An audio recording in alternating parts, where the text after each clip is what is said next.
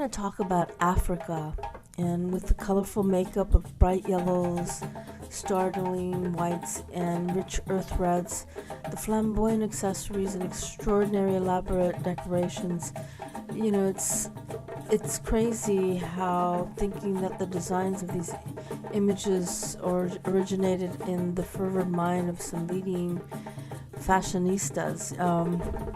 Many of these tribal Africans, leaders, had very vast imaginations, and most of them were inspired by wild trees, exotic flowers, lush vegetation of the areas like bordering Ethiopia, Kenya, Sudan. And these tribal people have created looks that put the most outlandish creations of the Western catwalk courtiers to shame. It's really amazing what these accessories that they've found from Mother Nature created for these amazing tribal looks. Like, for instance, they'll use a leaf or root and it transforms into an accessory. They use scarves and necklaces, banana leaves, and they drape them around the neck. In place of a hat, or they use like tufts of grass, garlands of flowers, a veil made of seed pods, buffalo horns, a crown of melons, feathers, stems, and storks. Mother Nature just completely provided them with so much stuff to create this whole look. Much of what they wear is a symbol of tradition and to tell a story. Now, as far as the body painting and the makeup aspect, they paint each other's bodies and make bold decisions about their outfits, all without, of course, without being able to look at themselves. So they have to really take their own mind and how they're applying it on themselves based on their mind and their vision, inner vision. The one thing that motivates them is based on the sheer fun of creating their looks and showing them off to the other members of the tribe. It's a very proud ceremony of them to do this.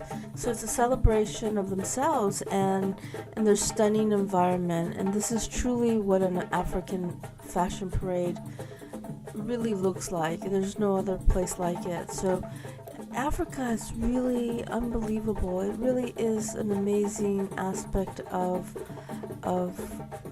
natural beauty, natural earthen beauty.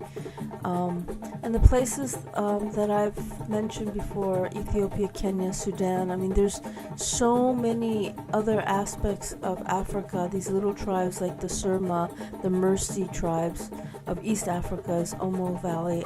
They do amazing things. So, please, when you get a chance, definitely look into this more, because you will get, first of all, inspired, but second of all, it's such a great research material for you to learn about, and also great to understand the use of colors and textures.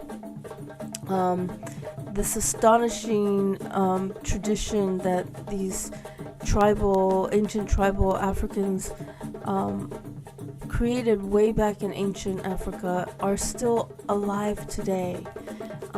After so many years, and there's been traditions that have been lost over the years, but the Surmi and Mercy spend much of their time involved in tribal guerrilla warfare, so a lot of their homeland is not preserved. So it's really sad, but ironically, many of them do still preserve a lot of the ancient tribal traditions.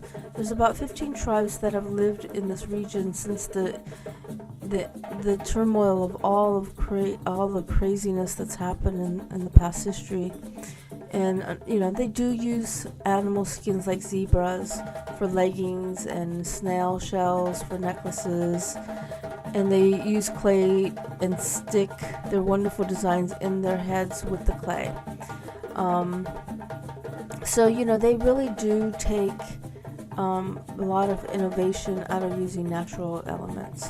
So, but definitely check it out. It's a really great culture to study, and definitely one that you will definitely get inspired, and one that you should know as a makeup artist, the many various cultures of the African traditions.